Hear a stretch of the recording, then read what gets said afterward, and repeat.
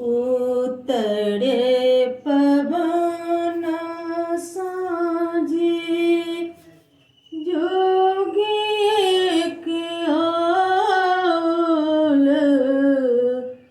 बैसी गेल बाबा के दुआरी गे माई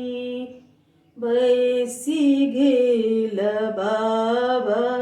के दुआरी गे माई घर सँ बाहर भेली गौरी कुमारी जोगिया के भिक्षा दिया गे माई जोगिया के भिक्षा दिया गे माई उतरे पवन साँझे जोगी के आल बैसी गेल बाबा के दुआरी गे माई भिकियो नहि लै छै जोगी मुखहु न बोलै गौरी पर ध्यान लगाई गे माई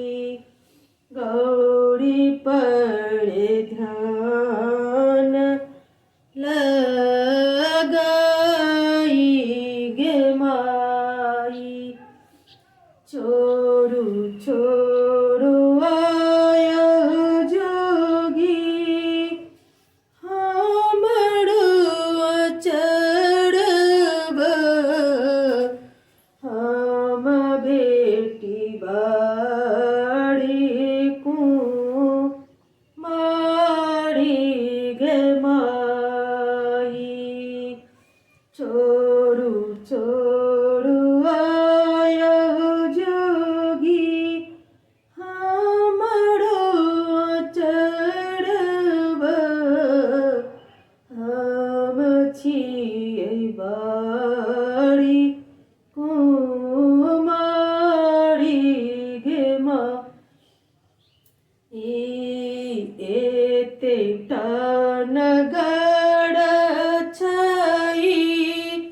एते लोग बसै छै सब घर कन्या कुमारी गे माई सब घर बेटी कुमारी गे माई उतरे पवन साँझे जोगी एक आयल बैसी गेल बाबा के